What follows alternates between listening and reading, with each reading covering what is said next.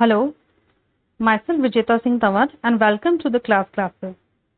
जैसा कि आप लोगों को पता है कि हम फाइन आर्ट्स की सीरीज को कंटिन्यू कर रहे हैं। क्लास 11th की सीरीज जो हमने स्टार्ट की थी उसमें हम लोग 4 चैप्टर्स कर चुके हैं, 3 चैप्टर्स हम लोग कर चुके हैं। थर्ड चैप्टर 2 पार्ट्स में अपलोड हुआ है और फर्स्ट सेकंड चैप्टर एक एक पार्ट में अपलोड हो गए हैं। ठीक है, तो आप लोग प्लेलिस्ट को देखिए, विजिट कीजिए चैनल को, द क्लासेस को। प्लेलिस्ट में जो सीरीज है उसको देखिए, अच्छी लगे तो लाइक कीजिए, चैनल को सब्सक्राइब कीजिए। For more updates press the bell icon. ठीक है, आगे चलते हैं। आज हम लोग स्टार्ट करने जा रहे हैं 4th chapter, post modern trends in Indian art and architecture. ठीक है, इससे पहले हम 3 चैप्टर कर चुके हैं, ये 4th चैप्टर आज हम लोग स्टार्ट कर रहे हैं। इसका फर्स्ट पार्ट है। ठीक है, ये चैप्टर थोड़ा सा बड़ा है तो हम इसे 3-4 पार्ट्स में कंप्लीट करेंगे। ठीक है, ताकि ज्यादा बर्डन ना हो, ऐसा ना लगे कि सब कुछ हौच पौच हो गया है। ठीक है, और हर आपके ये जो मैंने माइंड मैप के थ्रू ये जो पॉइंट वाइज जो आपको ये लेकर आई हूँ मैं सीरीज, इसका जो पीडीएफ है वो मैंने द क्लासेस टेलीग्राम चैनल पे अपलोड कर दिया है, तो आप वहां से उसको डाउनलोड कर सकते हैं। ठीक है, चलिए स्टार्ट करते हैं चैप्टर 4। सबसे पहले एक छोटा सा इंट्रोडक्शन लेते हैं। ठीक है, ये मौर्यन एम्पायर जो है वो दूसरी शताब्दी है ना, दूसरी शताब्दी ईसा पूर्व में क्या हुआ था कि मौर्यन पीरियड के, जैसे हमने पिछली बार पढ़ा था कि हमने मौर्यन पीरियड के बारे में मतलब उसका जो आर्ट एंड कल्चर जो था वहां का पढ़ा था हमने, मौर्यन पीरियड का। ठीक है, अब पोस्ट मौर्यन क्या होता है? मौर्यन काल के बाद का। ठीक है, मौर्यन काल के बाद में क्या स्थिति रही है ना स्थापत्य की, कला और स्थापत्य की भारत में। तो ईसा पूर्व दूसरी शताब्दी बाद अनेक शासकों ने मौर्य साम्राज्य में अलग अलग हिस्सों पर अपना नियंत्रण स्थापित कर लिया। यानी क्या हुआ कि north and central part of India में अलग अलग जो रूलर्स थे उन्होंने अपना जो भी उनका जो एम्पायर था वो स्टैब्लिश कर लिया था। ठीक है, और वो कौन कौन से एम्पायर थे देखिए यहाँ पे, एक तो शुंगा है, ठीक है, कणव है, इंग्लिश में अगर हम बोलेंगे तो कन्वाज, ठीक है, कुषाण और गुप्त। ठीक है, गुप्त शासक, ये शुंगास, कन्वास, कुषाणास एंड गुप्तास, इन्होंने north and central part of India में अपना जो शासन है वो उस पर नियंत्रण स्थापित कर लिया था। यानी उन हिस्सों, मतलब नॉर्थ और सेंट्रल पार्ट ऑफ इंडिया के हिस्सों पे नियंत्रण स्थापित कर लिया था। ठीक है, कंट्रोल स्टैब्लिश कर लिया था। और साउथ एंड वेस्टर्न इंडिया जो था, नॉर्दर्न एंड सेंट्रल पार्ट में तो बता दिया, कुछ शुंगास, कन्वास, कुषाणास एंड गुप्तास। साउथ यानी दक्षिण, और जो दक्षिण और ये पश्चिमी भारत में जो था वो कौन कौन से थे? सतवाहन, ठीक है, इक्ष्वाकुस, अभिराज एंड वाटकास। ठीक है, जैसे सतवाहन, इक्ष्वाक, अभीर और वाटक। ठीक है, ये 4 जो थे, इन्होंने अपना वर्चस्व स्थापित कर लिया था। कहां पर? पोस्ट मॉडर्न काल में इंडिया पर, जिसमें नॉर्दर्न एंड सेंट्रल इंडिया में शुंगास, कन्वास, कुषाणास और Guptas, southern and western India में सतवाहन, इक्ष्वाकुस, अभीर एंड वाटकास। ठीक है, अब देखिए इस काल में वैष्णव और शैव धर्म का भी उदय हुआ। कौन कौन से धर्म का उदय हुआ? वैष्णव और शैव धर्म का भी उदय इसी काल में हुआ था। ठीक है, और इस काल में हमें मूर्ति कला, स्कल्पचर क्या मतलब क्या होता है? मूर्ति कला के कुछ उत्कृष्ट उदाहरण मिले हैं, है ना। Example of finest sculpture found in this era, कौन कौन से? विदिशा एमपी में, ठीक है, भरूच अगेन एमपी में, बोधगया बिहार, ठीक है, जगयापेटा आंध्र प्रदेश, मथुरा यूपी, और खंडगिरी उदयगिरी उड़ीसा, भाजा पूना महाराष्ट्र एंड पावनी नागौर महाराष्ट्र। ये कुछ जगह है जहाँ पे हमें फाइनेस्ट स्कल्पचर, हमें जो बहुत ही बेहतरीन मूर्तिकला के जो उदाहरण है वो हमें यहाँ इन जगहों से प्राप्त हुए हैं। तो ये तो एक छोटा सा एक इंट्रोडक्शन था। ठीक है, अब इसमें क्या हो सकता है? इसमें मोस्टली हार्डली कोई क्वेश्चंस आएंगे। अब इसमें ये पूछा जा सकता है कि जो ब्राह्मणिकल सेक्ट है वो कौन से एरा में स्टैब्लिश हुआ था? तो पोस्ट मॉडर्न एरा में 2 सेंचुरी BCE में ये स्टैब्लिश हुआ था। ठीक है, या हम कह सकते हैं कि उसका उदय हुआ था, स्टैब्लिश नहीं, वो उदय हुआ था, यानी वो केम इनटू एग्जिस्टेंस। ठीक है, वो उदय हुआ था उसका। और ये पूछा जा सकता है कि भाई उसमें कौन कौन से जो राज्य थे उन्होंने अपना वर्चस्व स्थापित किया था उस टाइम ड्यूरेशन में। तो इनमें से कुछ मतलब 2-4 के एग्जाम्पल्स आपको होने चाहिए, मतलब माइंड में रहने चाहिए। ठीक है, आगे चलते हैं।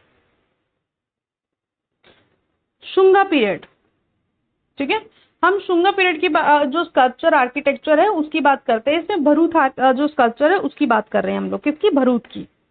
ये शुंगा पीरियड का ही है, ठीक है। अब देखिए इसकी जो फीचर्स है वो क्या है? टॉल लाइक इमेजेस ऑफ यक्ष यक्षिणी। हम उसमें करके आए ना यक्ष यक्षिणी। किसमें? मौर्यन जो पीरियड था उसमें हम करके आए यक्ष यक्षिणी। तो वो उसकी तरह खड़ी प्रतिमा है बुद्ध की। देखिए यहाँ पे यक्षिणी भरूच लिखा हुआ है, तो टॉल लाइक इमेजेस ऑफ यक्ष यक्षिणी है ना। Illusion of three dimensional LeT is shown, यानी ऐसा इल्यूजन है जैसे कि वो थ्री डायमेंशनल है, त्रिआयामी आकृति का इल्यूजन है। इल्यूजन यानी कि एक मतलब ऐसा लगता है कि वो त्रिआयामी आकृति है, लेकिन वो त्रिआयामी आकृति नहीं है ना। सतह से ज्यादा उभरी हुई, मतलब कह सकते हैं कि उभरी हुई है लेकिन बहुत ज्यादा उभरी हुई नहीं है ना। त्रिआयामी का ऐसा इल्यूजन होता है लेकिन वो त्रिआयामी नहीं है। Space utilize to its maximum by sculpture. जो स्पेस है वो मैक्सिमम, यानी मूर्तिकारों ने जितना भी उनको स्पेस मिला उसका उन्होंने मैक्सिमम यूटिलाइजेशन किया, ठीक है। Images with deep carving and pronounced volume, ठीक है। यानी जो भी इमेजेस बनी वो गहरी नक्काशी की हुई थी और उसकी जो मात्रा थी वो स्पष्ट थी, है ना। यानी हम कह सकते हैं कि उसमें जो रेशियो था या जो भी उसकी जो बनावट थी, है ना, वो क्या थी? स्पष्ट थी, ठीक है। एग्जाम्पल स्कल्पचर्स ऑफ भरूच बोध गया, सांची स्तूपा 2 एंड जगयापेटा। ये कुछ एग्जाम्पल्स हैं उन जगहों के जहां पे हमें इस तरह की कार्विंग्स मिली है। Use of pictorial language very effectively to communicate stories. अब देखिए इन्होंने क्या किया है, जो बनाए हैं इसमें क्या किया है, जनरली इन्होंने कुछ स्टोरीज को कम्युनिकेट किया है पिक्टोरियल लैंग्वेज में। यानी जैसे अगर हमें प्यासे कौवे की कहानी सुनानी हो, बतानी हो पिक्टोरियल वे में, तो हम क्या करेंगे? घड़ा बनाएंगे, पेबल्स बनाएंगे और कौवा बनाएंगे, ठीक है। उसी तरह से उन्होंने जो भी स्टोरी उनको बतानी है तो उसका एक पिक्टोरियल उन्होंने इमेज बनाई उस स्कल्पचर फॉर्म में, है ना। जैसे कि एग्जांपल दिया narration of queen Maya Devi dream. देखिए यहाँ पे क्वीन माया देवी ड्रीम का एक इमेज है, सोती हुई है ये माया देवी, है ना, और उनकी ड्रीम में क्या आया वो उसको आजू बाजू दिखाया हुआ है, ठीक है। डिपिक्शन ऑफ जातक स्टोरी। अब जातक स्टोरी बुद्धा से रिलेटेड जितनी भी जातक स्टोरियां हैं जो हमने पिछली बार पढ़ी थी, उनके बर्थ से रिलेटेड हो, उनके रिनाउंसिएशन से रिलेटेड हो, है ना, धम्मचक्र परिवर्तन से रिलेटेड हो, या उनके इनलाइटमेंट से रिलेटेड हो, है ना, जो भी उनके जो लाइफ से रिलेटेड है वो सारी जातक स्टोरीज उन्होंने वहां पे दिखाने की कोशिश की है। किस फॉर्म में? पिक्टोरियल फॉर्म में, ठीक है। यहाँ तक कोई दिक्कत है भरूच स्कल्पचर में? कैसे हैं? टॉल लाइक इमेज ऑफ यक्ष यक्षिणी। यक्ष यक्षिणी की इमेज की तरह बड़े हैं, ठीक है, लंबे हैं, खड़े खड़े खड़े उसमें है। इल्यूजन कैसा है? थ्री डायमेंशन जैसा है लेकिन वो है नहीं थ्री डायमेंशन। स्पेस बहुत जितना मिला उतना सारा यूटिलाइज किया गया है। इमेज जो है उसमें गहरी नक्काशी और स्पष्ट मात्रा में बनाई गई है इमेजेस, ठीक है। स्कल्पचर जो है वो कहाँ मिले हैं? भरूच बोध गया, सांची स्तूपा 2 एंड जगयापेटा। और पिक्टोरियल लैंग्वेज यूज की गई है किसी भी स्टोरी को डिपिक्ट करने के लिए, ठीक है। भरूच स्कल्पचर क्लियर है? आई होप आपको क्लियर हो गया होगा।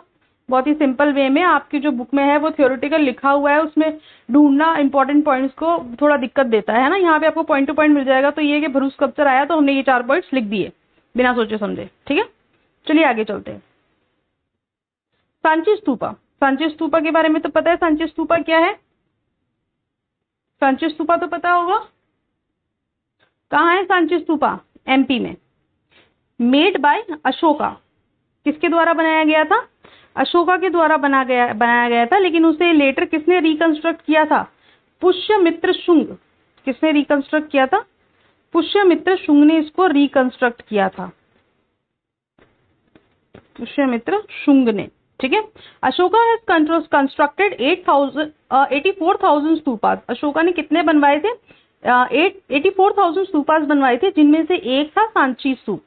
जिनमें से एक कौन सा था? सांची स्तूप। तो किसने बनवाया था? अशोका ने बनवाया था। अशोका कौन थे? मौर्यन एम्परर थे, मौर्यन पीरियड के एम्परर, ठीक है। Stupa made by Ashoka was simple having hemispherical dome only.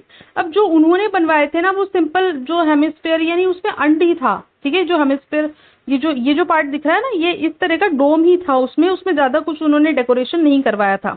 बाद में लेटर ऑन जब पुष्यमित्र शुंग आए तो उन्होंने लेटर ऑन इसके चारों तरफ जो डेकोरेशन है वो करवाया, ठीक है।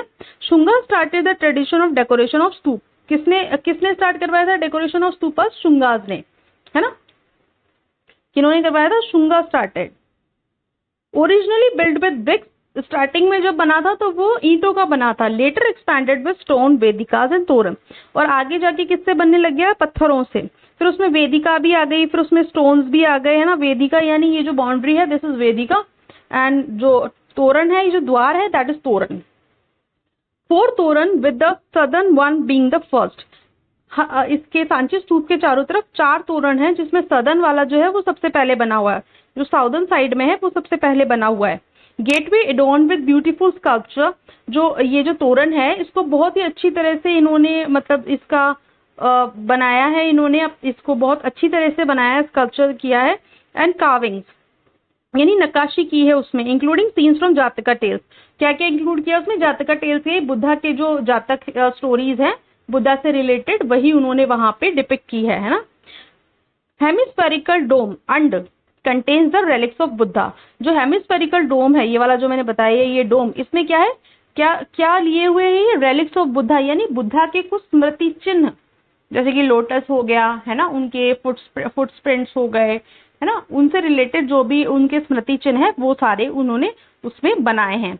हर्मिका, हर्मिका देखो ये स्क्वायर वाली जो रेलिंग है ये वाली, दिस वन इज हर्मिका, है ना, ये जो स्क्वायर जो ऊपर की तरफ दिख रही है ये square railing on the top of the dome, ये हर्मिका है।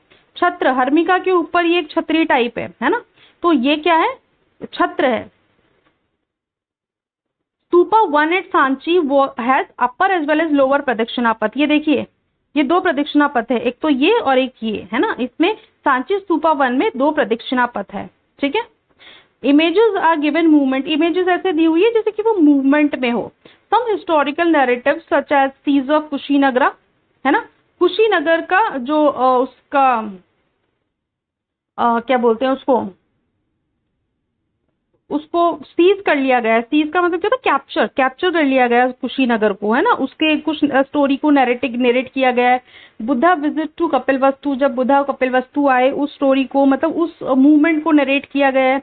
विजिट ऑफ अशोका एट रंगराम स्तूप, है ना, उनको ऐसे काव किया गया है, उस सीन को काव किया गया है ताकि लोगों को उसके बारे में पता चले। Declared UNESCO world heritage site. अब ये वर्ल्ड हेरिटेज साइट कब बनी? इन 1989, है ना। इसको यूनेस्को वर्ल्ड हेरिटेज साइट का दर्जा मिला, किसे? सांची स्तूप को। ये कहाँ लोकेटेड है? मध्य प्रदेश में लोकेटेड है। One of the finest example of sculpture of modern period, यानी मॉडर्न पीरियड का बहुत ही उत्कृष्ट उदाहरण है स्कल्पचर का, ठीक है। यहाँ तक कोई कंफ्यूजन? सांची स्तूप पे लिख सकते हो आप लोग कि किसने बनवाया था? अशोका ने बनवाया था। लेटर उसे किसने रिकंस्ट्रक्ट किया? पुष्यमित्र शुंग, शुंग डायनेस्टी के एम्परर रहे हैं ये, ठीक है। फिर उस जो अशोका थे उन्होंने 84,000 स्तूप्स बनवाए, जिसमें से एक सांची स्तूप था। जो स्तूप था वो अशोका ने जो बनवाया था वो सिंपल था, उसमें सिंपल एक डोम था हेमिस्फेरिकल, लेकिन बाद में शुंगा जब आए तो उन्होंने क्या किया? उसको डेकोरेट किया। किसे? सांची, मतलब जो स्तूप्स, जो सिंपल स्तूप्स जो अशोका ने बनवाए उन्हें डेकोरेट किया। पहले ब्रिक्स के बनते थे, लेटर स्टोन्स के बनने लगे, उसमें वेदिका आ गई यानी बाउंड्री आ गई, और गेटवेज आ गए, तोरण आ गए, ठीक है। 4 तोरण थे, जिसमें साउथ वाला यानी सबसे पीछे वाला, सबसे नीचे वाला, जैसे आप इसको देखो तो साउथ वाला कौन सा होगा, है ना, ये तो होगा वेस्ट, ये होगा ईस्ट, ये होगा नॉर्थ और ये होगा साउथ, है ना। तो साउथ वाला जो था वो सबसे पहले बना था, ठीक है। और हेमिस्फीयर जो था, अंड जो था, डोम था, उस पे क्या थे? रेलिक्स ऑफ बुद्धा, बुद्धा के स्मृति चिन्ह थे। हर्मिका टॉप पे स्क्वायर रेलिंग है, छत्र, उस रेलिंग के ऊपर एक अम्ब्रेला है ना। और उसमें स्तूपा 1, सांची स्तूपा 1 में क्या है? लोअर और अपर प्रदक्षिणा पथ है। प्रदक्षिणा पथ एक तरह की रेलिंग होती है ना, जिसमें लोग परिक्रमा कर सके, है ना। और कुछ हिस्टोरिकल नरेशंस भी है उसमें। इसे यूनेस्को वर्ल्ड हेरिटेज साइट का दर्जा कब मिला था? 1989 में मिला था। और कहाँ लोकेटेड है? मध्य प्रदेश में। और मॉडर्न पीरियड का one of the finest example है, ठीक है। कोई कंफ्यूजन इसमें? आई डोंट थिंक इसमें कोई कंफ्यूजन होगा आप लोगों को। इमेज आप बना के देखिएगा इसको, अगर आपने ये अगर आपको रिमाइंड रहेगी तो आप ये इस पे 2, 4, 5, 10 लाइनें लिख सकते हैं। आगे चलते हैं। Gandhara school of art, Gandhara school of art की बात करते हैं। Symbolic form of Buddha got a human form. जो सिंबॉलिक फॉर्म था, सिंबॉलिक फॉर्म का मतलब क्या होता है? जो एक प्रतीकात्मक रूप था उसे एक मानव रूप मिल गया। प्रतीक मतलब एक जो इमेज का फॉर्म था उसे एक मानव रूप, पहले क्या था कि कुछ इमेजिनरी फॉर्म्स थे, है ना, कुछ प्रतीक चिन्ह थे, है ना, उनकी जगह क्या मिल गया, एक मानव रूप मिल गया, ठीक है, गॉट अ ह्यूमन फॉर्म। देखो अब देखो इस तरह की मूर्ति बनने लग गई। पहले क्या था, स्तूपास थे और उनमें कुछ जातक स्टोरीज बनाई हुई थी, है ना, तो उसमें कुछ उनके पद चिन्हों को यूज किया गया था। बाद में क्या हुआ कि ह्यूमन फॉर्म मिल गया, इट इज रियलिस्टिक यानी यथार्थवादी, ठीक है। Gandhara has Hellenistic feature. Hellenistic feature का मतलब क्या होता है, गांधार कला पे यूनानी प्रभाव था। कैसा प्रभाव था, यूनानी प्रभाव। इम्पैक्ट ऑफ ग्रीक आर्ट, है ना, flourished in north western region of Indian subcontinent, ठीक है। और ये क्या था, ये कहाँ पे फ्लरिश्ड हुई, north western region of India subcontinent, यानी नॉर्थ में और वेस्टर्न पार्ट में ये ज्यादा फ्लरिश्ड हुई गांधार स्कूल ऑफ आर्ट। मैसिवनेस यानी मासलता बढ़ गई, है ना, ये देखो अच्छे से भरे पूरे से शरीर है ना। Hello around the head is simple, जो सिर के चारों ओर जो आभा मंडल है वो सादा है। ये देखो ये जो हेलो है इसको हेलो बोलते हैं, ठीक है, ये जो बनाया हुआ है ये, जैसे हमारे भगवानों के पीछे सर के पीछे एक हेलो होता है ना, आभा मंडल, ठीक है। Show Buddha in variety of poses, अलग अलग पोजेज में बुद्धा को दर्शाया गया है, जैसे कि प्रीचिंग करते हुए यानी वो उपदेश देते हुए, मेडिटेशन करते हुए, आशीर्वाद देते हुए, है ना, इस तरह से कुछ इमेजेस है। देखो ये मेडिटेशन करते हुए की इमेजेस है। डेकोरेटेड विद ऑर्नामेंट्स, ये देखो ऑर्नामेंट पहना हुआ है इन्होंने गले में, है ना, ये हाथ में आमलेट है ना, तो कुछ ऑर्नामेंट्स भी है। Decorated with ornaments, earlier made up of stone, starting में क्या था, स्टोन से बनता था और बाद में किससे बनने लगा, प्लास्टर ऑफ पेरिस से बनने लगा। Famous work Buddha sculpture from Bamiyan valley in Afghanistan, जो फेमस वर्क है बुद्धा स्कल्पचर का वो कहाँ पर है, बमियान वैली इन अफगानिस्तान। यहां तक क्लियर है, यहां तक कोई कंफ्यूजन नहीं होगा। आगे चलते हैं, मथुरा स्कूल ऑफ आर्ट। अब हम बात करते हैं मथुरा स्कूल ऑफ आर्ट की। मथुरा स्कूल ऑफ आर्ट ने बुद्धा के प्रतीकात्मक रूप को मानव रूप मिला, सेम थिंग, है ना, जैसा कि उसमें गंधार आर्ट में था कि सिंबॉलिक फॉर्म जो था उसको हमने ह्यूमन फॉर्म में कन्वर्ट कर दिया। यानी पहले जातक टेल्स या उनके पद चिन्हों से रिलेटेड हम लोगों को चीजें थी और अब क्या है, ह्यूमन फॉर्म, यानी एक ह्यूमन ही दे दिया कि ये ह्यूमन बुद्धा है।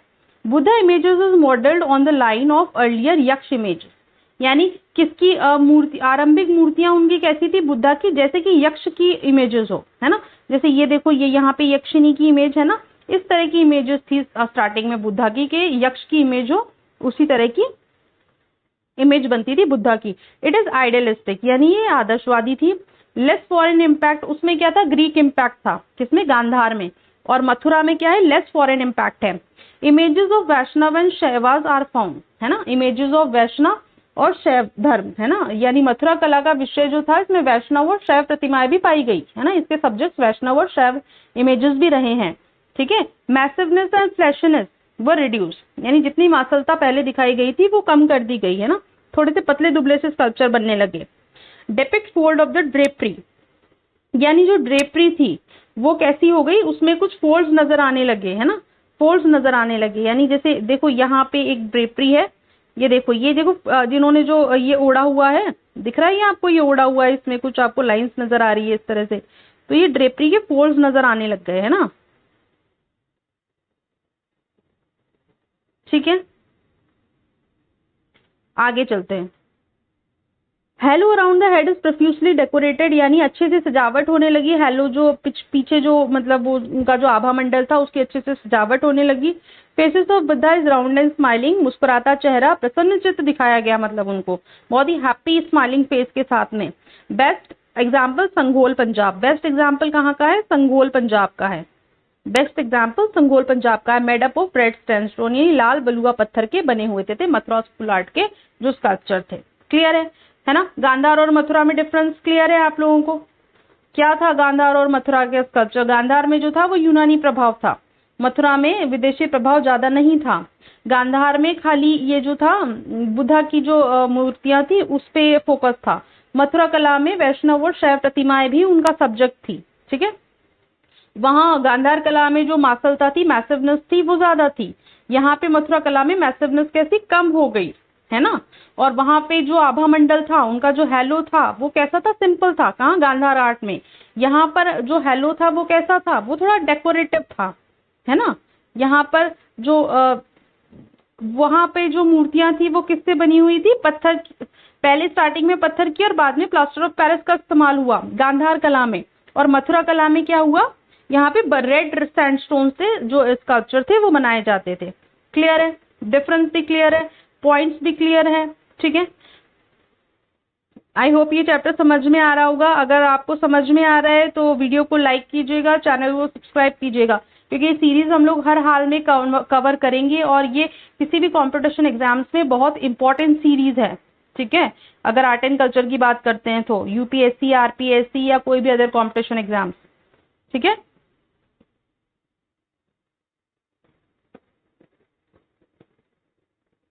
अब Sarnath school of art, Sarnath school of art की बात करते हैं। सारनाथ स्कूल ऑफ आर्ट जो है, it is naturalistic depiction of Buddha.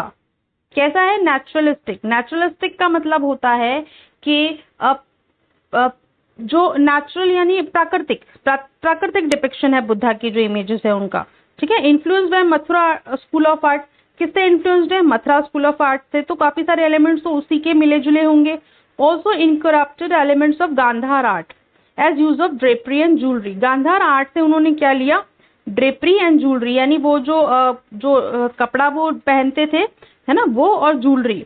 Low relief style, यानी सिंपल सिंपल स्टाइल है, बिल्कुल लो रिलीफ, ज्यादा कुछ बहुत ज्यादा दिखावा या बहुत ज्यादा उसमें वो फेरबदल नहीं है ना। Show variety of Buddha poses. Buddha poses बहुत सारे अलग अलग तरह के, मेडिटेशन में या एज ए ब्लेसिंग देते हुए, जैसे हमने पढ़े थे poses. Plain transparent drapery covering both shoulder. Plain transparent drapery है ना, प्लेन है, कोई ज्यादा वर्क नहीं है उस ड्रेपरी पे, यानी कपड़े पे, ट्रांसपेरेंट है और दोनों शोल्डर्स को ढके हुए है। Hello around the head very little ornamentation, यानी बहुत कम इसमें सजावट है, बहुत ज्यादा हेलो जो आभा मंडल है उसमें बहुत ज्यादा सजावट नहीं है। Famous work Buddha sculpture from Sanchi stupa. जो फेमस वर्क है इसका बुद्धा स्कल्पचर का, वो कहाँ का है? सांची स्तूप का है, ठीक है। सारनाथ स्कूल ऑफ आर्ट किससे वो है influence? Mathura school of art से। गांधार स्कूल का इन्होंने क्या अडेप्ट किया है? ड्रेपरी एंड ज्वेलरी, ठीक है। और बुद्धा के बहुत सारे पोजेस है इसमें, और इसमें ड्रेपरी ली है, तो कैसे? सिंपल एंड ट्रांसपेरेंट है, प्लेन। और हेलो जो है वो बहुत ज्यादा ऑर्नामेंटेड नहीं है, बहुत ज्यादा उसमें सजावट नहीं है। और फेमस स्कल्पचर क्या है इसका? सांची स्तूप का, जो बुद्धा के जो स्कल्पचर मिले हैं वो उसका एग्जाम्पल है सारनाथ स्कूल ऑफ आर्ट का, ठीक है। आगे चलते हैं। आगे हम लोग अभी यहीं तक कर रहे हैं और नेक्स्ट हम लोग नेक्स्ट जो हम लोग लेंगे वो नेक्स्ट लेक्चर में लेंगे। अमरावती जो स्कल्पचर है वहां से स्टार्ट करेंगे हम लोग नेक्स्ट लेक्चर में, ठीक है। तो आपको लेक्चर पसंद आया हो तो लाइक कीजिएगा, सब्सक्राइब कीजिएगा, कमेंट कीजिएगा। अगर आप कुछ चेंजेस चाहते हैं, कुछ इम्प्रूवमेंट चाहते हैं, ठीक है, अपने नियर एंड डियर वंस को शेयर कीजिएगा। एंड पीडीएफ जो है वो आपको टेलीग्राम चैनल पे मिल जाएगा, ठीक है। Thank you, take care, bye bye.